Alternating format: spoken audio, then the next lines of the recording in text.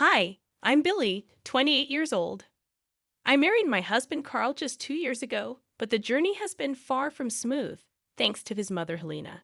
Our relationship began when Carl and I met at a bar, a right time, right place scenario. We hit it off that night, exchanged contact information, and started texting nonstop. Even staying up until 5 o'clock a.m., our relationship remained undefined for a while. But eventually, we decided to make it official after getting more attached to each other. While my relationship with Carl was great, the hiccup came in the form of his mother, Helena. She was a formidable force who always got what she wanted, even if it meant resorting to questionable methods. Though admirable in some contexts, it became a problem when she set her sights on getting rid of me. Helena never approved of me, convinced I was after Carl's money, despite the fact that I earned more than he did. Helena never concealed her dislike for me, always being rude and insulting, albeit behind my back. She went to great lengths to hurt me, from sticking her leg out to trip me to purposefully spilling drinks, either ice cold or scalding hot, on me. Initially, I dismissed these incidents as accidents, but the pattern became too apparent to ignore. Approaching Carl about it, I expressed my concerns. He was adamant that his mom loved me and dismissed my worries as me being upset over her lack of full approval. However, I couldn't shake the feeling that something was off. I questioned if he would stand up for me if his mother truly disliked me. Carl reassured me, attributing her behavior to overprotectiveness and suggested giving her more time. Reluctantly, I decided to follow Carl's advice and bear with Helena's antics. I made a conscious effort to be on my best behavior whenever she was around, hoping that, as Carl predicted, she would eventually come around. Whenever I visited, I maintained a reserved demeanor, only speaking when spoken to. It felt like I was transported back to the 18th century, but I was determined to do whatever it took to win Helena's approval. One day, out of the blue, Helena called me herself, a departure from her usual practice of contacting Carl. My heart raced as I answered the call, unsure of what to expect. "Hey, Helena, everything all right?" I asked, my voice tinged with uncertainty. "Oh, yeah, of course. I was just wondering if you're free this weekend," she replied. "Yeah, why?" I replied, trying to hide my surprise. "Great. I was thinking maybe we could go out together," Helena suggested. "Us? As in, you and me," I clarified, taken aback. "Yes, I know I've been tough on you, but I want to make up for it," she explained. "Ah, of course. Where will we be going, and at what time?" I inquired, still trying to process the unexpected invitation. "I was thinking we could grab lunch at 1 in the afternoon at Sant. It's my favorite restaurant of all time," she answered. "Sounds fancy," I remarked, feeling a mixture of nerves and excitement. "Oh, it is. So, you better dress well," she teased. "I will. I'll see you there then," I confirmed before ending the call. I couldn't believe Helena wanted to go out with me. It was strange, but I focused on how my efforts were finally paying off. Despite her previous hostility, she needed time to warm up to me. I shared the news with Carl, who was relieved that the two most important women in his life were finally getting along. As the weekend approached, I eagerly awaited our lunch date, planning my outfit meticulously. When the date arrived, I chose a beautiful pantsuit that Carl assured me Helena would approve of. Upon arriving, Helena scrutinized my attire with a hint of disapproval. Nevertheless, I remained optimistic, grateful that she wasn't berating me for my choice. Once inside the restaurant, we were promptly seated, and our waitress approached. Something about her seemed familiar, and then I saw her name tag, Daisy. It clicked in my brain. Daisy was my childhood best friend. We were inseparable growing up, practically sisters. However, life took us in different directions when her family moved away during 7th grade. Memories flooded back as I recalled our tearful goodbyes and countless sleepovers. Despite the distance, our bond remained strong, but eventually our lives diverged. We both made new friends, and our once frequent contact eventually dwindled to nothing. Over the years, I occasionally reminisced about our past, but as time passed, I gradually forgot about her. However, Fate had other plans, as there she was, working as a waitress in the upscale restaurant where Helena had invited me. As Daisy approached our table to take our orders, it seemed like she recognized me too. We exchanged pleasantries, and as she cross-checked our orders, she accidentally spilled water on me. Apologizing profusely, she discreetly left a note on my pants. Confused, I glanced at her, and she subtly nodded towards the note while continuing to dab at my lap. Curious, I discreetly read the note, which urgently asked me to come to the washroom. Puzzled and concerned, I excused myself and made my way there. After a brief wait, Daisy walked in, ensuring the stalls were empty before hugging me tightly. Surprised, I reciprocated and greeted her, expressing my delight at seeing her again. As we caught up, Daisy hesitated, indicating that there was something important she needed to tell me. "What's wrong? Is everything okay?" I inquired. "With me, yes, but with you, it's not going to be," Daisy replied, concern etched on her face. She explained that she overheard Helena, who was sitting in front of me, discussing plans to poison her daughter-in-law's food with something she was allergic to. "Holy crap, that's your mother-in-law?" I exclaimed, shocked by the revelation. "Yeah, and I'm pretty sure she was talking about you." "I wanted to be careful about any other woman she might bring here," Daisy clarified. "What in the world are you talking about?" I asked in disbelief. "I overheard her planning to poison her daughter-in-law. I'm warning you just in case." "Run," Daisy urged, her expression grave. "Wait, are you sure it was her?" I questioned. "Hold on," Daisy said, producing a discreetly recorded conversation as evidence. While cleaning their table, I discreetly placed my phone in my shirt pocket, slowing down my cleaning process. Daisy, sensing the urgency, quickly found the video on her phone. As described, the footage revealed Helena and her friend Betty talking disparagingly about me, labeling me a disrespectful daughter-in-law incapable of caring for myself or their son. Helena even boasted about tormenting me to put me in my place, referring to my efforts to gain her approval as pathetic. In the video, Helena outlined her plan to test me by surreptitiously adding finely crushed peanuts to my food, intending to mock my allergy and make a scene. Watching this casual discussion about triggering a potentially life-threatening allergic reaction shook me to my core. Helena clearly identified me as the daughter-in-law she was referring to, and I have a severe allergy that could lead to anaphylaxis. Grateful for Daisy's warning, I thanked her for the heads up. She assured me she was just looking out for another woman and expressed relief that she could help. We exchanged phone numbers, and I informed her that I might use her name as an excuse to leave, to which she agreed.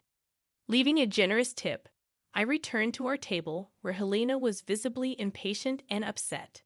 She remarked on my appearance, accusing me of looking like I'd peed my pants. I explained that the waitress had apologized for the spill, downplaying it as a minor issue. Despite Helena's dismissal of the waitress's courtesy, I used the wet pants as an excuse to leave.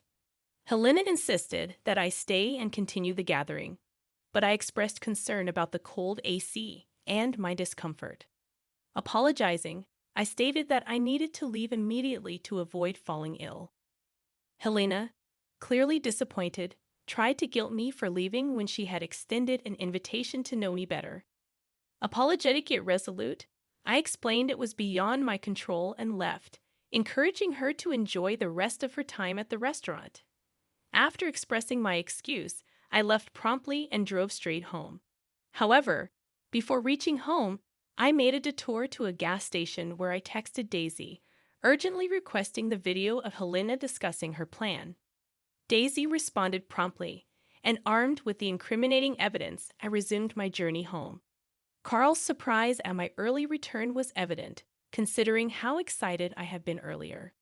Without exchanging words with Carl, I headed straight to the bathroom, craving the cleansing heat of a hot shower. Fearful that Helena might have tainted my clothes or hair with crushed peanuts, I scrubbed myself vigorously, repeating the process 3 times. Once done, I tossed my clothes into the wash and scrubbed my hands clean, Carl observing silently from the corner. When I finished, Carl gently prodded me to share what had transpired. Apologizing for my earlier paranoia, I confessed to encountering a childhood friend who worked as a waitress at the restaurant.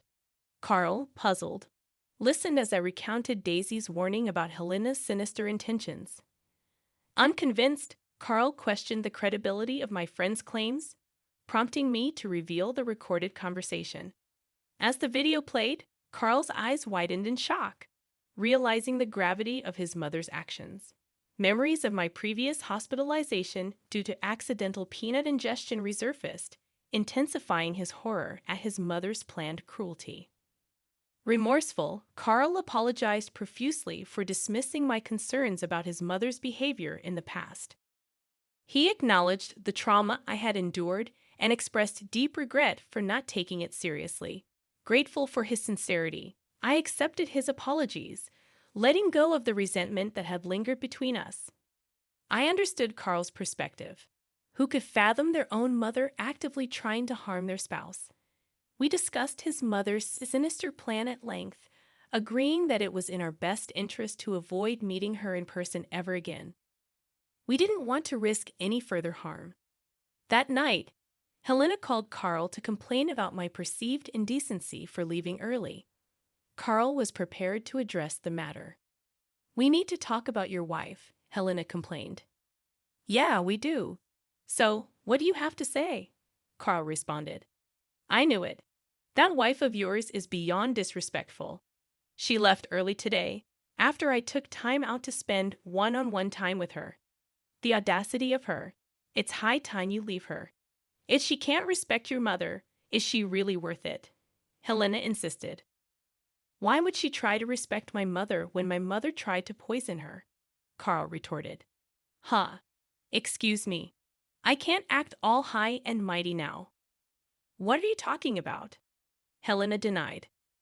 "I have a video of you discussing how you were going to mix crushed peanuts into her food with Aunt Betty. Whether it was a joke or not, it was sick. I'm glad Billy was informed and got herself out of the situation fast. Neither of us wants you to visit us ever again. We can chat and video call, but that's about it. If you show up, we will release the video and get a restraining order against you. Goodbye, Mom," Carl firmly declared before ending the call. Carl's assertiveness was liberating, as he stood up for me, expressing the things I wished to convey to Helena from the start. Helena persisted in calling and texting, spewing insults against me. Carl occasionally picked up her calls, hearing her accuse him of disrespecting her by believing his wife's lies. Nevertheless, he always found a way to end the conversation. Initially skeptical about Helena listening to our firm stance, she kept her communication limited to calls and texts for months. Just as we began to relax, Helena decided to visit. Frustrated by her relentless insults, Carl ignored her calls for about 2 weeks. She was displeased with our decision, and in her determination to express her dissatisfaction, she chose to show up uninvited at our house.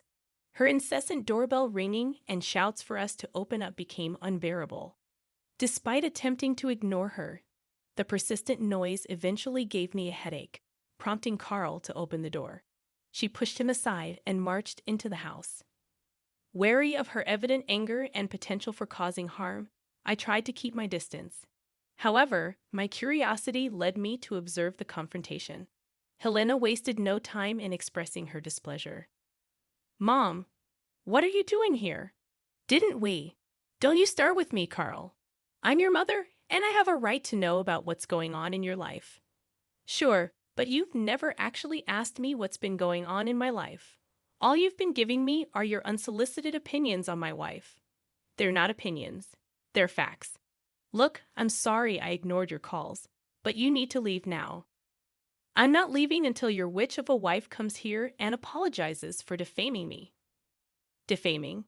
She didn't do anything like that. How can you stand up for her against your own mother?" "I didn't at first, but then I saw the proof, and I couldn't side with you anymore. So get out, please. That proof is fabricated. Like I'd ever try to put crushed peanuts in her food. I'm going to ask you to leave once again, or I will get the police involved." Helena refused to leave, escalating the situation by accusing me of being a family wrecker and threatening to make me pay in the worst possible way. Terrified, I was relieved when Carl called the police, who escorted her away. Subsequently, we filed for a restraining order, determined to maintain a distance from her. Helena persisted in portraying me as evil to the police. This false narrative hurt, especially since I hadn't done anything to warrant such hostility. Facing backlash from Carl's relatives for seemingly villainizing his mother, Carl took a bold step. He placed them in a group chat, sharing the video of Helena planning to poison me and explaining my severe peanut allergy. The relatives apologized and redirected their anger at Helena. Unwilling to accept responsibility, Helena retaliated by blowing up our phones, accusing us of defaming her again.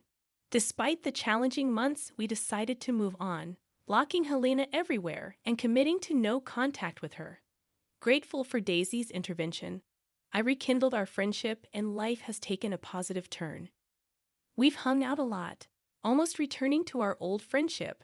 With Helena out of our lives, we look forward to